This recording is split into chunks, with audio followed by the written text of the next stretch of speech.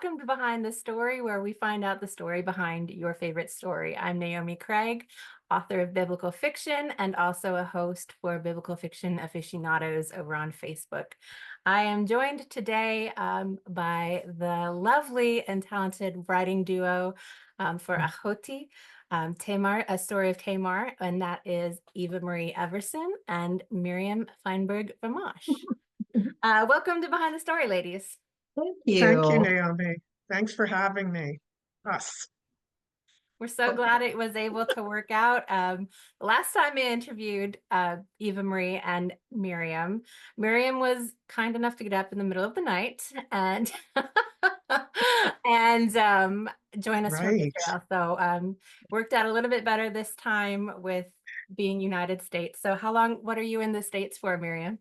I'm taking a little break with my family from the events in Israel, and I have family here in Natick, Massachusetts, near where I'm living right now. My daughter lives here, so she lives here with her husband and three children, and she moved out away from Israel about a year ago. So it's really fun spending so much time with her and them. And I'll be here for 3 months altogether, and it's green and gorgeous where I am, right across the street from the Commons on a historic street in a historic house that I already looked it up and I know everything about it. And Good for you. I feel yeah, another from the story idea 1800s. coming right here. Certainly could be. The man who built this house was a bookbinder.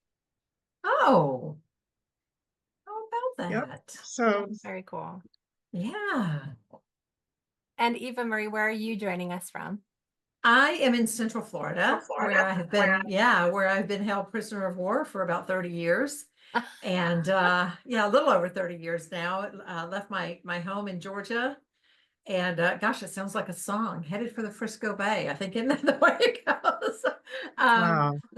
Left my home in Georgia 1992 and came down here. My husband's job brought us down here, and I just laughingly say I've been held prisoner of war because we don't have seasons, and I love seasons, and so I have to go away to enjoy a season.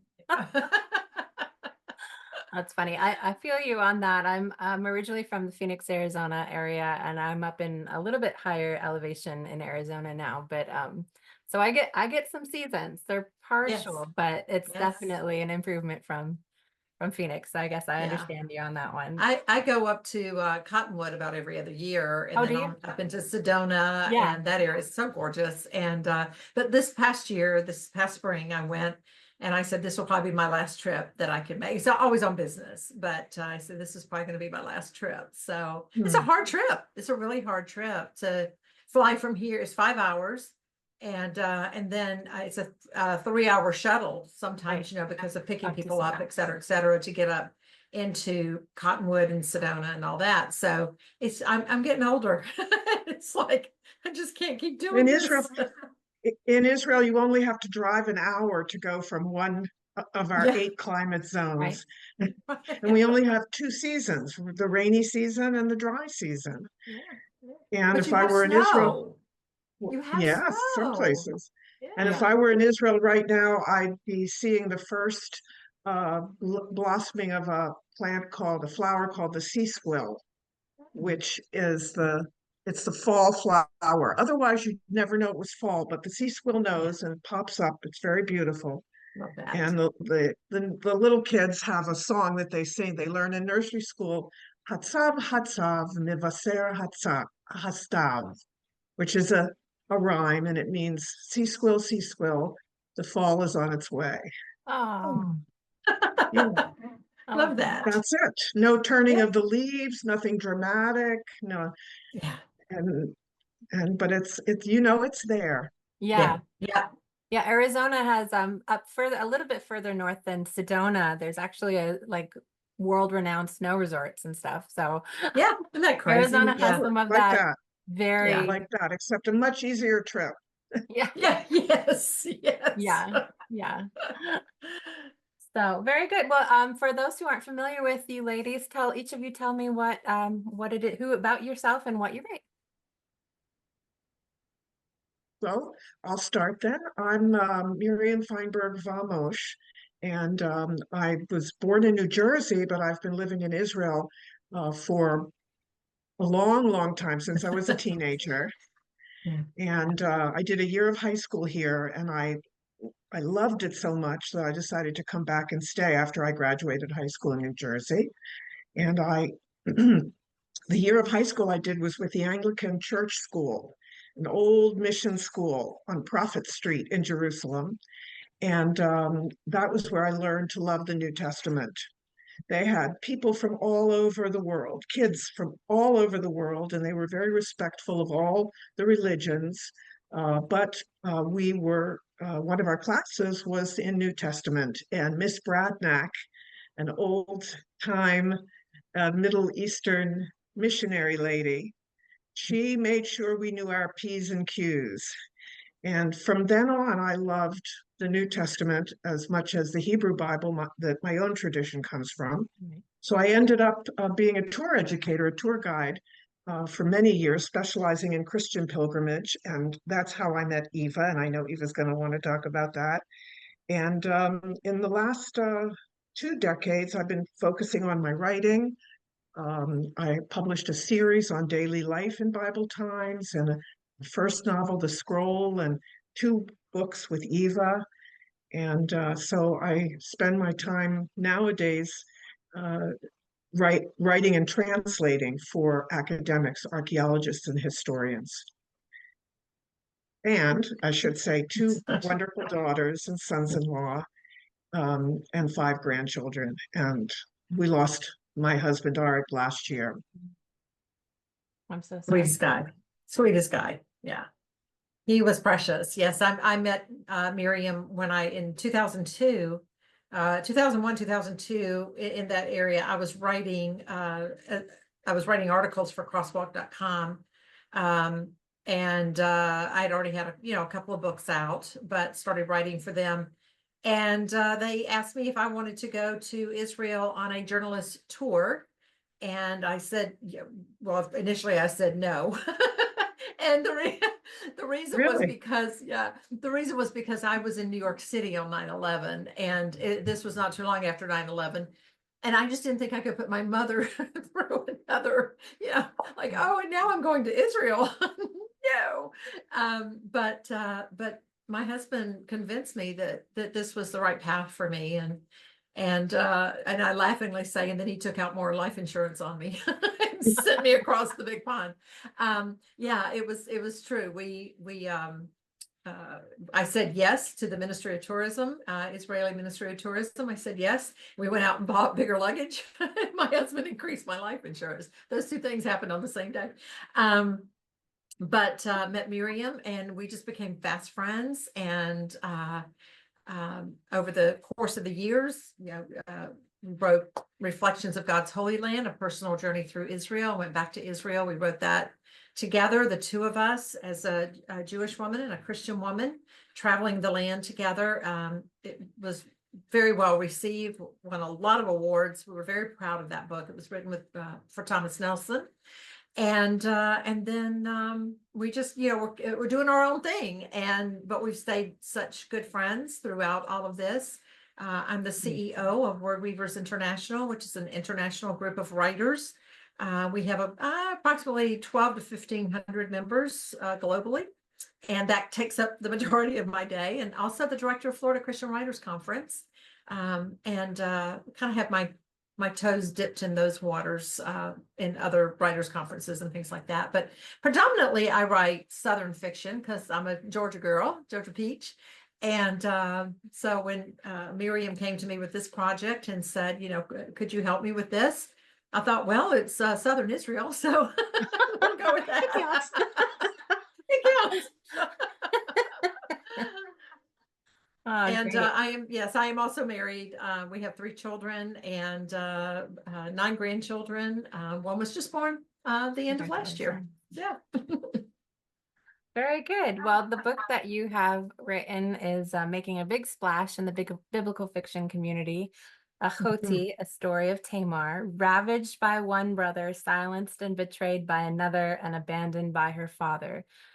Tamar, once beloved daughter of King of Israel and healer of the court, suddenly finds herself in exile, fleeing for her life. But the story continues where the scripture ends. What is the story behind Ahoti? If ever there was a story behind a story, it's this one. Because as we know from the Bible, or what we know from the Bible, is that Tamar, or Tamar, as I tend to call her, was Absalom, her brother, when he found out about what their half brother had done, advised her not to talk about it and to simply come to live with him. And that's the end of the story, according to the Bible. But it turns out that there's an ancient manuscript that's actually mentioned in the Bible. It's called the Words of Gad the Seer, which the manuscript is mentioned, but it was like many other biblical books that are mentioned in the Bible, many other books that are mentioned in the Bible, it seems to have been lost. It was only rediscovered in the early 1700s. And by the early 1800s, it was discovered in India, in Cochin, India, in the hands of the Jewish community there, probably brought from the Holy Land. We're not sure when, and Christian scholars and adventurers, travelers began to take an interest in it, and eventually, thanks to the head of the Anglican Church in India, that manuscript, Gad the Seer, lovingly kept by the Jewish community in India for all those years, ended up in Cambridge, in the University of Cambridge in the UK, and it was studied, looked at by several scholars who thought that it was a medieval document, of which there are many. It was fascinating, but not enough to do a deep dive. And my the that I came upon that when I met and worked with my advisor for my children's book, Professor Meir Bar-Ilan, who it turned out did the most comprehensive study of that book, The Words of Gad the Seer, that's ever been done, and published it. And Wow. one of the stories is what Gad the Seer has to say about what happened to Tamar after Absalom had her shut up in his house. And Gad the Seer it tells us about a long story of the life of Tamar, and that she has an opportunity for justice to be done, uh, even though the rape had taken place years and years before. Justice is done, and I don't want to leave any more lead to any more spoilers. But Professor Bar-Ilan was the one who suggested that I write the book, novel based on that. And Eva is the first person I thought of when I realized I needed help to bring this alive, especially the characters. My expertise is the history, Right. and I dreamed and imagined things about those characters, and Eva helped me really put those into words in many cases. Wonderful. So Eva, Yeah, for what would me it was, yeah, but I've many years ago, maybe 35, almost 40 years ago, I was in church one Sunday morning and we were reading from John 10, I believe it is, and it said that Jesus and his disciples went into Jerusalem to celebrate the Festival of Lights, and then in parentheses it says that is Hanukkah. And it was at that moment that it's not like I didn't know that Jesus was Jewish, but Yeah. it was like it totally hit me that Jesus was Jewish. And I realized there is this amazing tie that to, like, John is always explaining things to the reader, like, okay, a Jewish person's going to know this, but if you're reading this and you're not Jewish, you're not going to know this. So let me just put this parenthetically in here for you. Yeah. And I just began to notice all of that, and even some of the things that Matthew wrote, where he would go into this explanation. So I decided I'm going to go back. I want to study this. And I began this in-depth study of the Old Testament. I went to seminary. I've gone back to seminary. I'm back again in seminary. And so what has been interesting about working with Miriam is that she had this extensive knowledge of the New Testament that, quite frankly, I did not have as a Right. Christian. But then, here I had spent all this time just digging in. And so when Miriam brought this, project to me, and I said, this is a story that has always bothered me. There's something about it that's not sitting right. And Right. so together, she and I opened up the Bible and just began line by line. And there were a couple of places where we would say, why is that in there? What does that mean? Why have we just read Right. over that over the years Mhm. and not really dug in Right. and said, wait a minute, that had to have been written for a reason. And so it really helped us to dig in and between the words of God, the seer, and just knowing the Bible and understanding character, and that we are all people and they were all people. There's nothing new under So the sun. there's nothing new under the sun. Thank you. Yeah. Yeah, exactly. Yeah, that's what I love about biblical fiction or historical fiction set in Bible times, because you can find, like, why was this person documented for all of Mhm. the world to see? Like, one sentence. What Yeah. why? What is the And choice that led them to being right. Yeah. And in? you all are picking up on an ancient tradition, an ancient Jewish tradition called Midrash, which Mhm. is stories that are told, that the Right. sages told. And I see that you know what it is, and I'm happy to hear that and gratified to hear that. Because Jesus often said, you have heard it said that, Yeah. Right. Yeah. or that's one thing that he's talking about the words of the sages.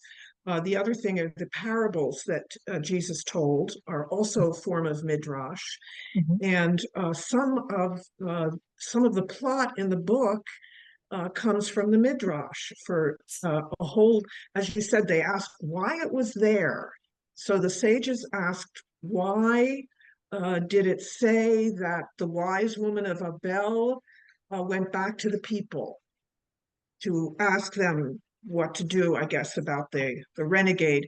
Why did it say that she went back to the people? And they invented this whole story about the 1,000. We'll give him 1,000 people. Maybe he'll go away. To Joab, will maybe more than 1,000. And the sages invented a story that would fill out the why and help people understand God's will in this story and presumably every other Right. biblical story. So you're doing now continuing really sacred work of Right. asking why that's in there.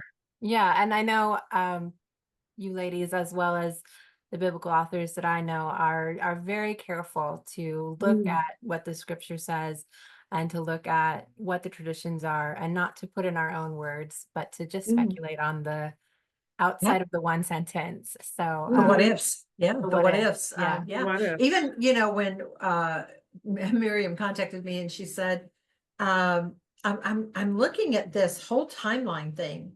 And so after the rape of Tamar, and then, the door kind of closes on her, then later on, you've got this story about the wise woman of Abel, but we don't know who it was. But what if it was Tamar? What if you lay the story of Gad the seer on top of the Bible? And what if Mm. she was Tamar? And so Yeah. I'm looking at the wise woman of Abel, and I'm like, why not? Is the Why? wise woman of Abel in the scriptures? No, There, there is a yes, wise woman of Abel, but we Oh, don't yeah, know who she yeah. It's in is. 1 Samuel 20, I think. okay. Eva will correct me. Quite an amazing story. There's a few wise women in the Bible, and she's one of and each conversation with them is quite long, but she apparently held a political position or some sort of recognized position, like we would say the mayor Right. or the city councilor. So Right. she was the wise woman. That's why it wasn't necessary to necessarily say her name at that point, Mhm. but she's the one that organizes a solution to the problem of Joab, David's general, trying to get to this renegade who was hiding in her city. And that's not in Gad the seer either, but it helped us and me figure out, how am I going to age her by 20 years? Where's she going to be? Or Yeah. 15 or 20 years, which the book covers. Where's she going to be? Yeah. And Well, because and one of the things that I said to Miriam as we were just studying it line by line, and I said, okay, the wise woman of Abel went to the edge of, I guess you could say, the roof of the city, the wall, and looks down and she sees Joab, who was David's commander, Right. and she calls him by name. So it's like, okay, how did she know who he was? right, Yeah. that was Again, Eva. so it's that, it's had to be someone who knew him Mhm. well enough that even from that distance, because we're not talking about just a couple of feet, we're Right. talking about a decent distance, that she recognized he would have been, I think would have been her uncle maybe, or her cousin, maybe, I think a second I think cousin. so. Yeah, Some the second relative. cousin once removed, something Her like that. cousin, I think. Yeah, Yes, I think so. I we have think to that's, have our yeah, cheat that's sheets in right. front of us for that. Yes, Yeah. because I But think that was the Joab was the son of David's brother, correct? brother, Yeah, so yeah. they would have That's been what I'm cousins. thinking. Yeah, Yes, and that Eva something like that. contributed that thought. Yeah. Are you Joab? Mhm. That's, I mean, you could just understand that on the surface, that she Mhm. says, she tells him, bring me Joab, and then it's like she's on the telephone and she says, is this Joab? And yes, Yeah. this is Joab. So, The or first we could telephone take in it the as a recognition, as Mhm. Eva says, Mhm. and that brought so much together for us. Mhm. The extent of this cross fertilization was, I don't know, probably close to unique. Yeah. I thought so. Yeah. Yeah. So Tamar is very much a victim of injustice. We see that in the Bible, if you're familiar with the story. And it's a world where women aren't even championed to begin with. So in the story, how does Tamar find her bearings to carry on? Mhm. Well, I'm going to let Eva take most of this, but I want to say that from the moment that Professor Bar-Ilan gave me permission to use this idea as a novel, I thought back then, I said, oh, this is like the biblical Me Too. Yeah. But I didn't know how far I could go with that idea, what I couldn't say, that would uh, be of meaning to a Right. Christian audience as well as a Jewish audience, of course. And Eva was the one who said, well, of course we have to emphasize this. This is what it's all about. And I'm going to Yeah. let you continue from there, Eva. It's a very strong conviction that I have, and it's based on my personal experience as someone who, and I always say I'm a victor. I refuse to be a victim. Right. You have a choice when life hits you with something like rape. You have a choice. You can let it become a stumbling block and fall down and never get back up, or you can pull yourself up and step over it. There are stumbling blocks along the way in Right. every life, in every single life, and you have that choice. And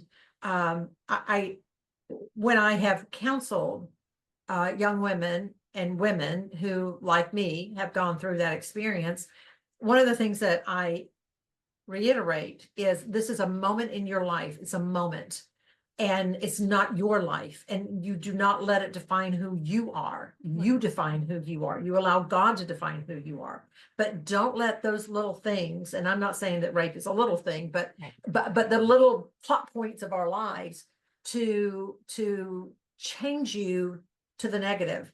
Let it make you stronger. And when we read what the words of Gad the seer had to say about Tamar, and then we're looking at this story and thinking, okay, she then did not just fall apart and become a nothing. She didn't become a pot plant, or a potted plant, I should say, not a pot plant, a potted plant. She did not become a potted plant. in Absalom's home. You know, she didn't, that's not, she would have She continued to was. live and breathe. And so then what happened? And when we Mhm. saw this story of how she moved out and moved on and became this redeemed woman, you see then this, you cannot help but see this underlying strength inside of her that just rose up. And remember too, that when the rape occurred, she would have been a young teenage girl, because Mhm. otherwise she would have been married already. You Mhm. know, in that culture, she would have been married already.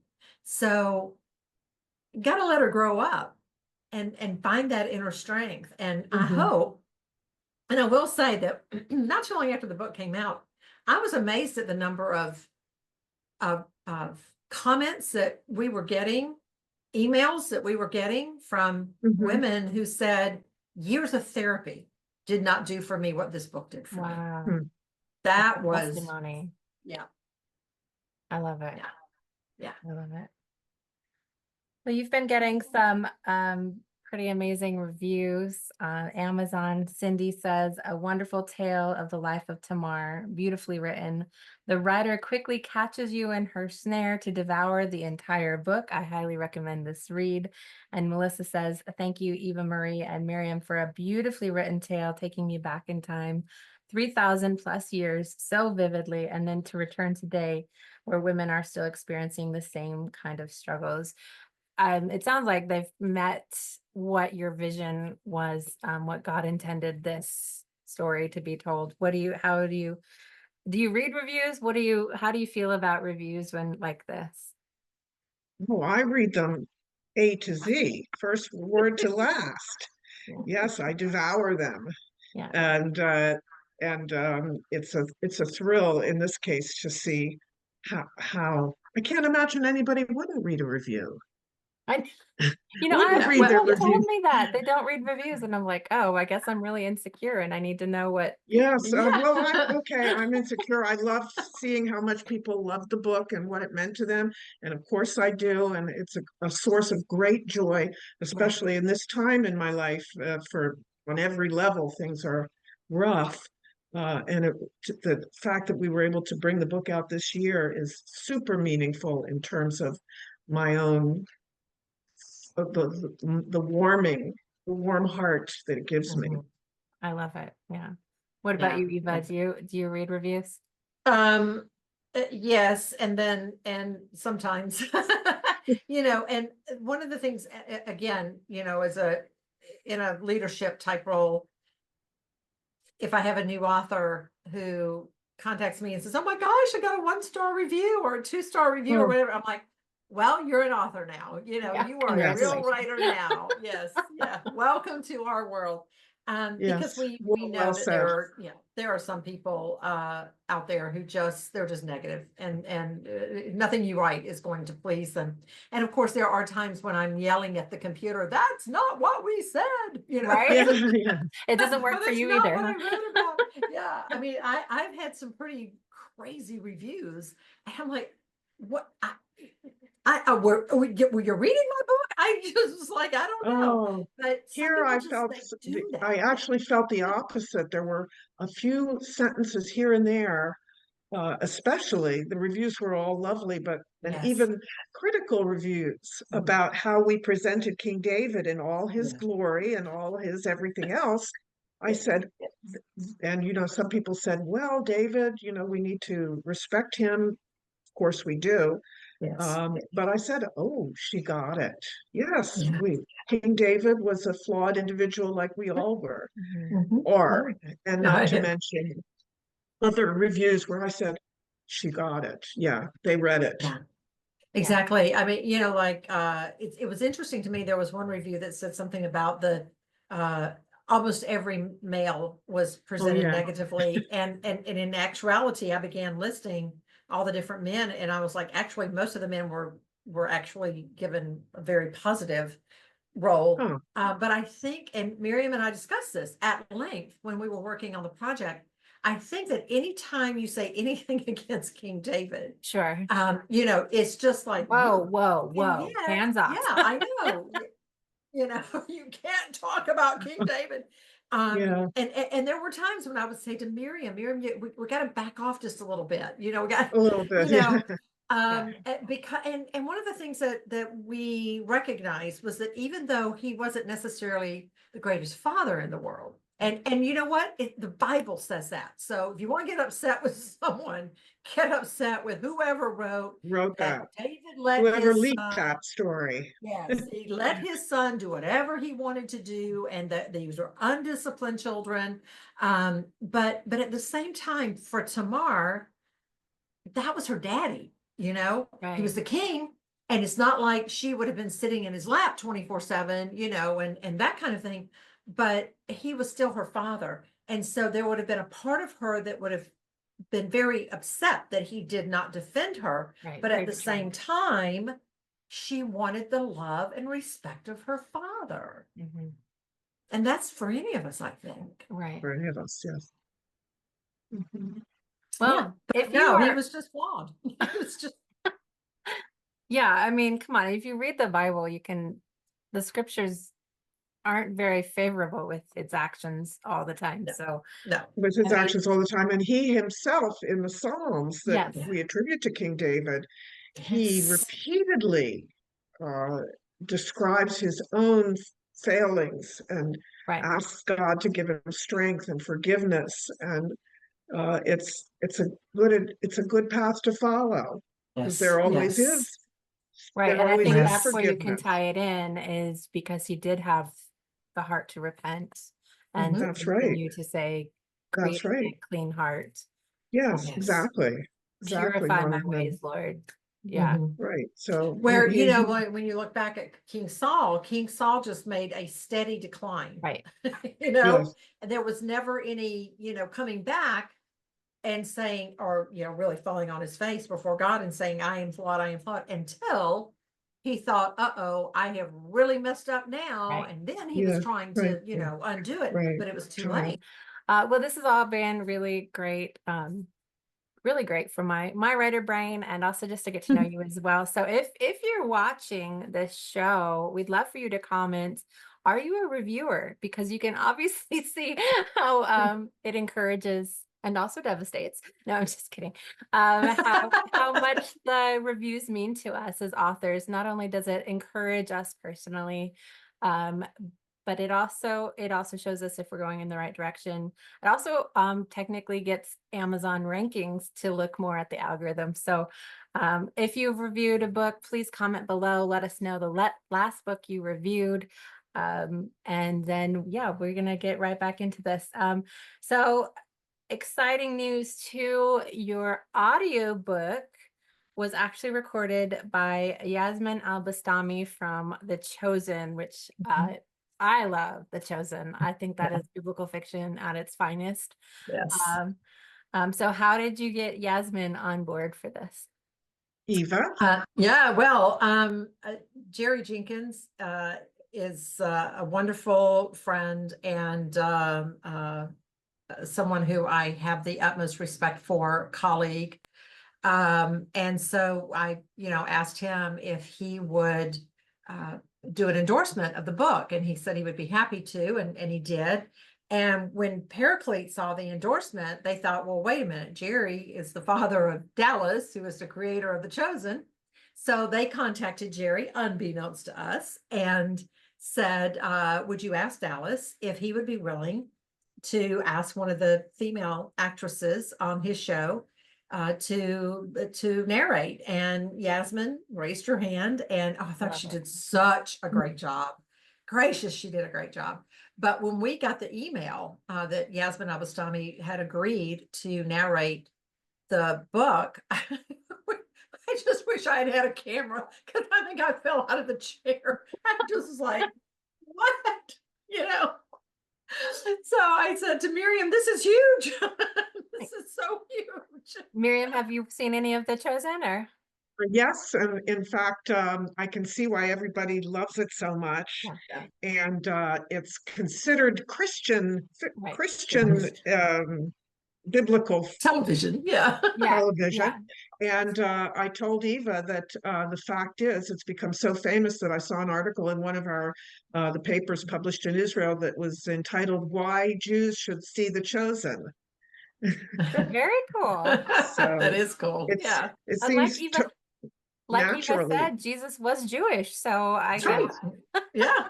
Yeah, And I mean, I'm you know, grateful. and it is wonderful because I show it at our Bible study group, and then I developed, I know, you know, Dallas and Amanda developed their own Bible study to go along with it, but I developed my own because I've been doing it for so many years. But um there are, because it's so funny, I feel like I feel like it's the start of a joke, but they have like an evangelical, a priest, right. and And a a rabbi. rabbi on the set. Doesn't it sound like a joke? Walked Yeah. into a bar, yeah, walked onto a TV set.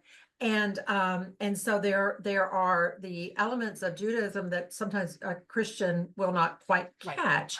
And Mhm. and so to catch those things, to watch, there's a couple of Messianic Jewish people who have their own channels that go into that. This is what this means, that Dallas was smart enough to know to put in there, but like the average Christian may not recognize. Mhm. But even right down to the and Miriam, you may have to correct me on this, but I think they were celebrating Rosh Hashanah, and Jesus's Ima, Mary, had made the bread, the challah, and there was a comment about the raisins. And I can't remember exactly if he said something about raisins or where are the raisins, but she said wrong holiday. It was something really cute. Oh, how funny. Yeah, and I don't How remember. I think funny. it was raisins. I could be wrong, Yeah, but yeah, she was raisins. like, you got your holidays mixed Yeah. up or something. But that's one of the things I think we love about The Chosen is that, you know, that so many biblical, theatrical things, they talk like little robots, like you're Right. reading it, you know, Yeah. where in The Chosen, they talk like people. People. Right. And they're just, yeah, you know, because they were just people, you know, and they would have had those kind of interactions, and that makes it a lot of fun Mhm. too. So Yes. What would be a word of advice or two that you would give to an author, an aspiring author, both of you? My advice is the one that I'll first of all say what my late husband Arik said when I first told him about 30 years ago. Well, I used to write when I was a teenager, but I thought it was just hormones. I didn't realize I was going to continue and write. And about 30 years ago or more, I said to him, Arik, I feel like I have things that I want to write and I want to describe these landscapes and connect them with the Bible. And he said, well, take a notebook with you. And every place you go when you have a thought, jot it down. And that's real good advice. Another piece of advice I can give that I learned from one of our great Israeli authors when we were at a conference was every conversation that you see, that you observe, whether you're in a restaurant or a bus stop or a clinic, don't eavesdrop, but watch their body language and see what kind of a conversation you can imagine them having. And with that, I'll just add, don't lose hope that someone will come along who will see the value in your work. And I thank Eva for that every day. And if it will happen if you believe it and if you work at it. And you can't think about the end result necessarily on a bookshelf all the time, but you want to believe that the value is there and it will come out. I love it. How about you, Eva? What do you got? well, you know, I think it's very important that we ask ourselves, why are we doing what we're doing? Are you doing this for fame and fortune? You boy, are you in the wrong business? You know, or is this something inside of you that must be told? And just as Miriam said, I just feel like there's words, you know, and I think that is the most important thing. One thing to look at is a writer writes. We see everything in descriptions, and we do listen in on those conversations, and we do watch the way people interact, and we do see and hear things and ask the question, what if? Well, what if, what if you did this? What if she was the wise woman of Abel? Those kinds of things. Writers write, What if? painters paint, singers Mhm. sing. When you have a talent, musicians play. Not every pianist is going to be a famous pianist, Right. right? But you're still going to play because it's part of who you Right. are. So don't write because you want to be famous. Write because it's in you. And then let God take the wheel from there and make those decisions. If you think about who was one of the greatest painters of in history was Van Gogh, but he wasn't famous until he was gone. Right. No one really understood his work until he was gone. And so, that was out of his hands. And yet, his work is stunning. It's beautiful. My goodness, we have these traveling tours now, Right. Van Gogh tours, he would have never guessed that. But he painted because that's what he did. That's who he was.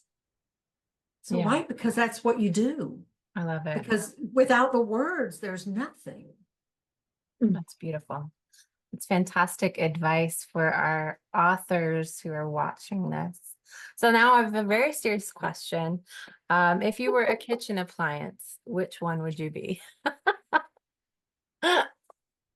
Well, I know I would be the Dishwasher. stove. I You're would the be the Dishwasher. dishwasher? Yeah. Why the Yeah. dishwasher? I mean, is it Well, self-explanatory? because I love the way the dishwasher makes the dishes look when they come out. It's all starting over again. It's beautiful and shiny and clean and warm. And I thank my dishwasher. Yeah.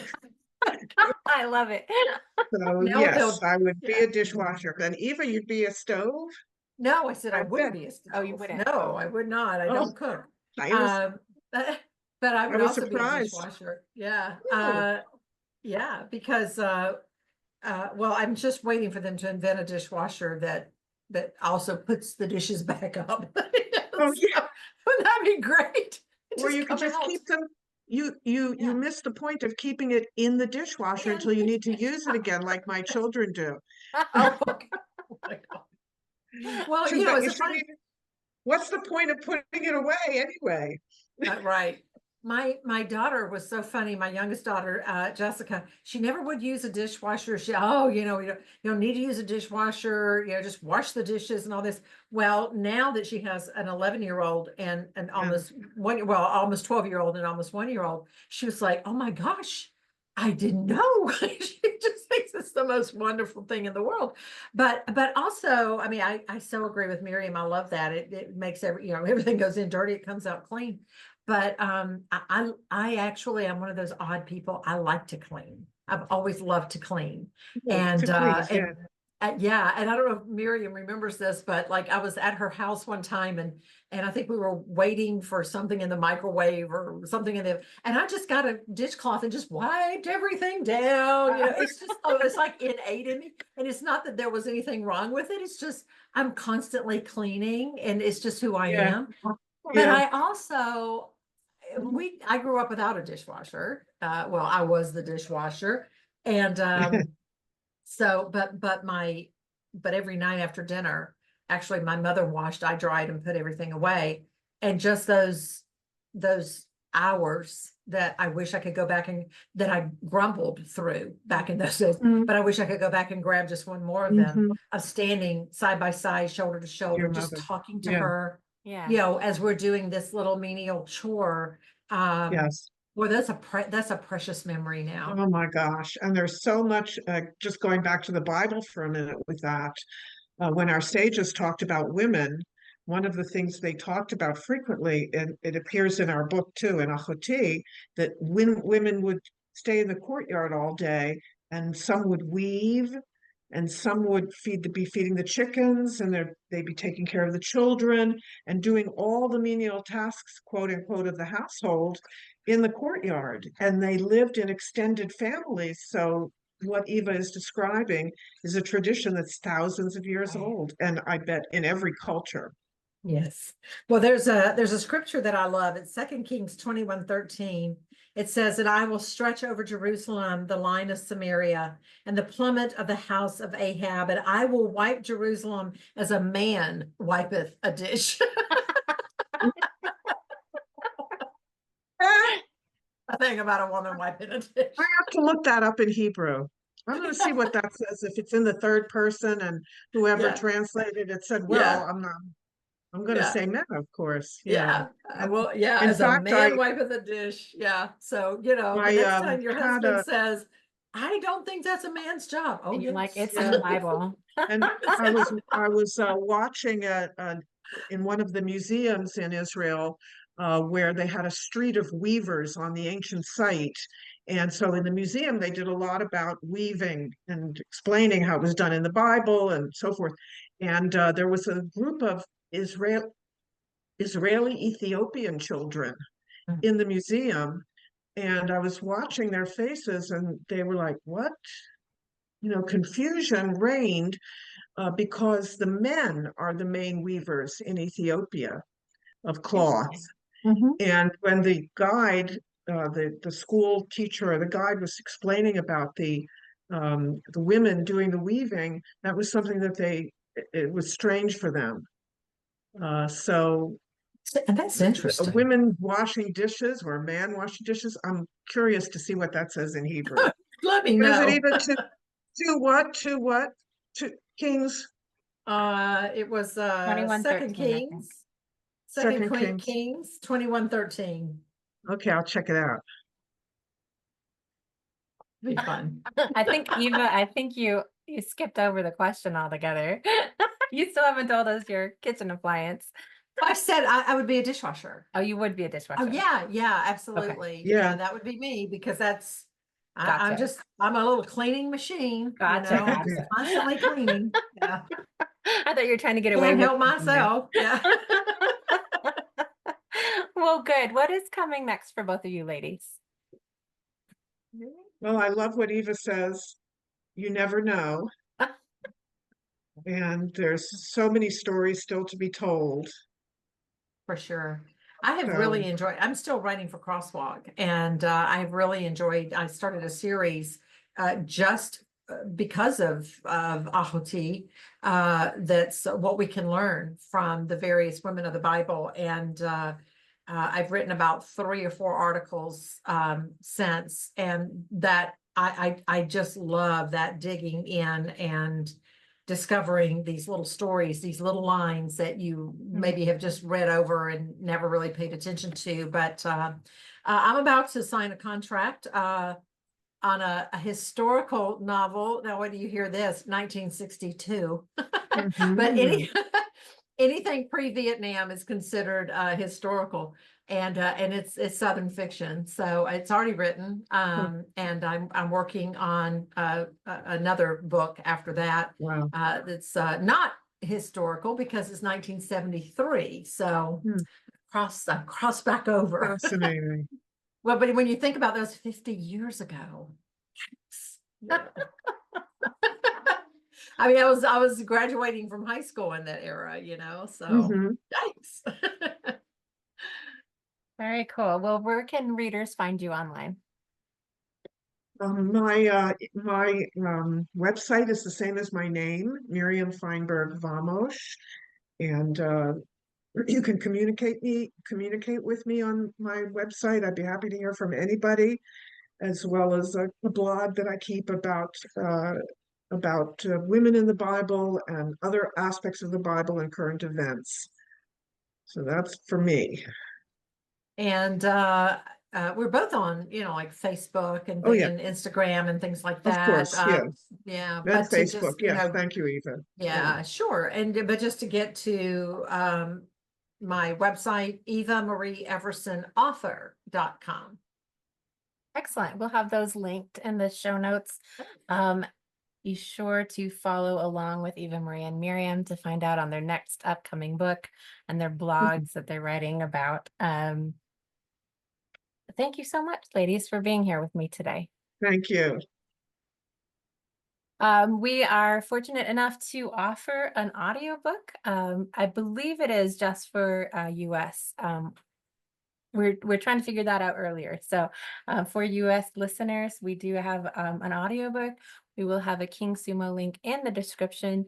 Be sure to register for that. It's a fantastic book. I had the honor of reading it a while back, and I really enjoyed this look into Tamar's life. So until next time, thank you so much for joining us on Behind the Story. Remember to run this race with endurance, looking unto Jesus, the author and finisher of our faith.